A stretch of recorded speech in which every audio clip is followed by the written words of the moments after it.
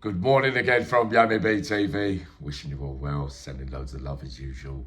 Now, very, very serious subject, this one. And many have been asking me for quite some time as well. So let's get some of them on the scoreboard. Worstest cellmates. When you go to prison, the majority of the time, unless you're category A and you have to be in a single cell, or you, for medical reasons, you're entitled to a single cell. Very hard to get these days, actually, with the overcrowding and all that kind of stuff. But the worstest kind of cellmates that exist out there, and the ones that I bumped into along the way, and the dangerous place a cell can be when the door is shut, locked. We'll start with the extreme one. Recent times, not too long ago, a man is banged up with a man in Bedford prison, right? They are not getting along, right? The man, sadly, on this one, didn't have that long left to do, sadly. And one of those nights, the man that he's banged up with presses his bell, says, yeah, I'm feeling really, really unwell. I need to see someone, blah, blah, blah, blah. Yeah, it's a bit late now, well, whatever. We'll get round to you in the morning, blah, blah, blah, blah, blah. What happens? He picks up the TV and crashes the other man's skull in, killing him stone dead. What did that tell me throughout all my experiences and knowledge? That you're mentally unwell, one. Two, you're a psychopath in the ways that some of you can clarify it in textbook terms. Uncle Yami says you rang the doorbell first because you had the intention of doing what you was gonna do. But when, for your defense, I pressed the doorbell, I warned them that I wasn't feeling well. What happens? He goes to court, gets manslaughter, manslaughter, diminished responsibilities. Was it really mental health? I don't know. I wasn't in the cell, but kind of move that a very, very intelligent criminal could think of, looking further ahead, because he's looking to do the damage. But he's got some kind of defense, as in he can bring up in the courtroom, well, I did ring the bell and let them know.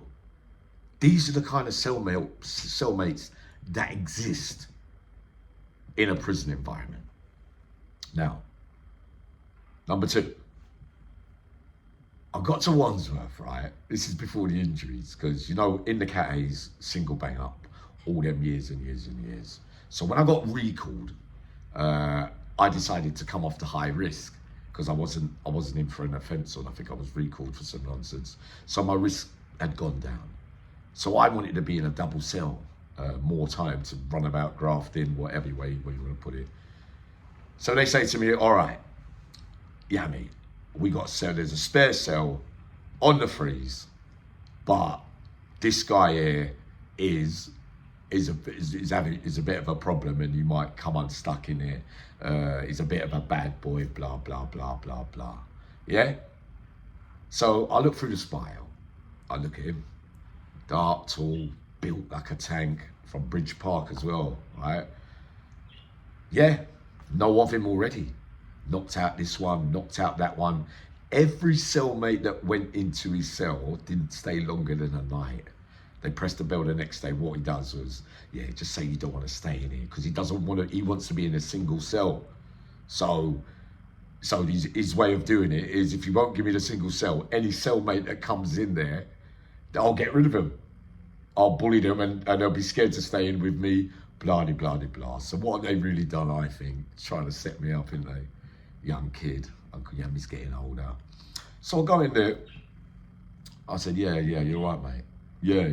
He's lying on the bed. His face fixed up. I've seen it all before all my life, right? I says, where are you from? From Bridge Park. He said, where are you from? I said, I'm from West London. Right. So a little talk develops. He's in for a domestic. He's in love. He's got his little phone. Spends his whole day on the phone and trying to get in touch with her, the case, the domestic, trying not to, you know what I mean, trying to say don't come court and that kind of stuff. We won't go into the ingredients of what happened with that. So he's moody, all the time because of what's going on with that lady on the outside world. One of those nights, he's using his phone. I'm thinking, I said to him, yeah, let me have a little go at that. I wanna phone. Yeah. I'm gonna get round. I'll get round to that.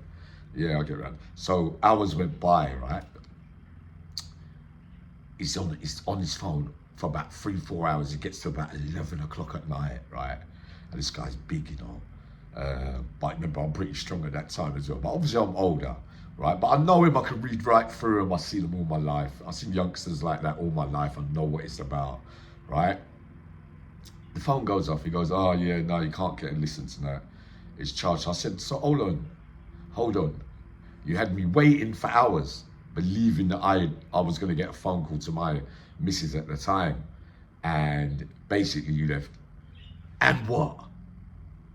Right? And what? You jumped down off your bed. I stepped out off my bed. This is midnight, door closed. No screws to stop, nothing, you know. You just heard about the first scenario I just gave you there. So I'm there and I'm staring at him, I'm looking in his eye. And I said to him, young boy, I said, don't ever think that you're gonna swing at me or disrespect me because one of us ain't coming out of this cell alive. I was looking at him hard and it was like a real standoff, but I see him start to breathe heavy. And he was like that. And I got closer and closer and looked into his eyes, right, like that. And he's a bad boy, you know, he's a bad boy. I was looking at him like that and he went like this. He turned his head and he carried on talking. He goes, Uncle Yami, I'm not gonna swing after you, you know. Respect, you're an older man, but if you swing after me, I'm gonna have to defend myself. I looked at him, I liked him, you know. Right. Sat him down. Talk. I said, so all them conversations with the lady. So I give him the advice and the Uncle Yami lecture about domestic, the emotions, the self-control, the way that he should be dealing with it, not being forceful, you know what I mean? Because he's afraid, he don't want to go jail, he does love her, you know, that this is a feature. So, I mean, they loved it, you know, whatever way it happened or whatever, you know, he's lying there and it's the only thing he wants to talk about, right? It's the only thing. So when I gave him that speech, he went like this to me. Why can't you talk to me like that all the time? I think I might have been in there 2-3 days by that time with tension in there. Like, you know, it's funny, like sometimes you're banged up with people that even if you move, it's like they feel unhappy. Anything you touch, they feel like you're getting on their nerves. But I'm picking up all the vibes and the energy. But when I gave him that talk, right? When I gave him that talk, he goes, this is all I want. It's for you to talk to me like that. I said, all right, big man. I said, but I ain't staying in here with you, right? And he pressed the bell. He goes, no, Uncle Yami, stay with me. Now what happened?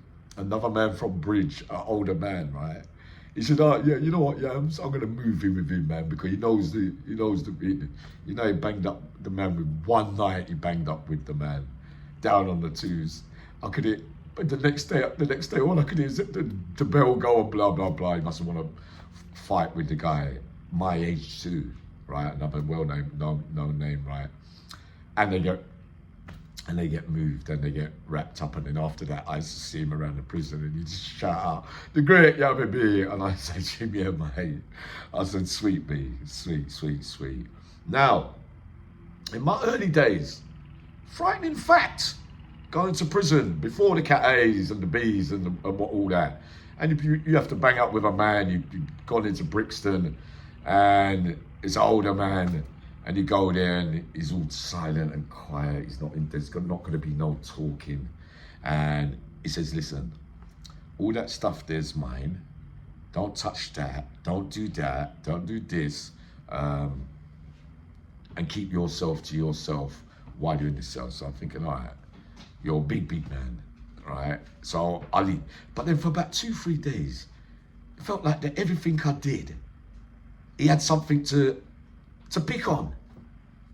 And remember, I'm like 21, 22, that little sweet boy them days there, but I'd already done Aylesbury. You know what I mean? This was the journey. This was about to start now when I was about to get moved around. And you know the story, right? One day I got up and I said to him, why are you so miserable? I says, why is it that everything I do, it feels like I'm getting reprimanded from you? And his face was like that. Shocked.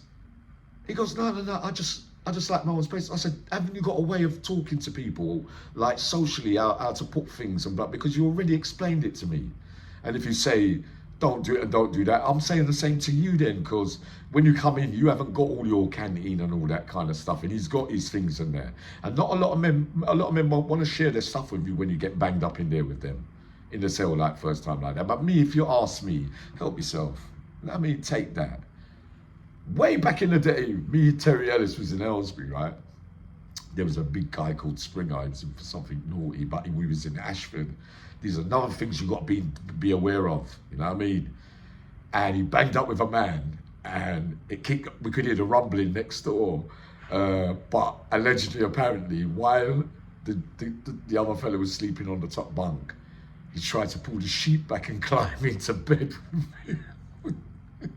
Imagine that. He tried the geezer wasn't having it, and they had to trade up. These are the kind of things that happen in a cell with somebody. And then we got the sad ones, where you get the addict or the vulnerable one, the mental health. They put them in with men that that are bullies. They come, they get their little tobacco, and they help themselves to it. You know what I mean? Take their things off them. You know what I mean? Even down to the toothpaste they got, they take that too. So their prison time is going to be even more harder and harder and harder. This is what you got to face. This is the unpredictability about going to prison and the kind of figures that you are going to meet. Now, the tension stuff in a cell, you could have been banged up with your best friend, and you don't talk. You just don't talk, and the vibes, and it's gone on for days, and you're up in the toilet squeak, and these days there's telly, so you can argue. There was arguments over that, and you think, but people can make you feel like so tense and uneasy that in the end you just have to. But I know men that sit around it for long and put up with it. I think, you know what? But I know men that have lost friends by banging up with their best friends. It's not the same thing when you're living in that close space, because no one's really happy that they're in there when that door's slamming. But my heart, I've seen some serious bullying going on, and they pick their targets carefully. And we got the bully watch now, and that's that kind of stuff in prison. But do they actually do enough? Uncle Yami says no. Some are going to prison, and that's where suicides come from as well, man. It's my last education one today. This one's a very serious topic for some of you to understand, but we will do more on this stuff very soon. Coming up soon, more drama, of course. Loads of love.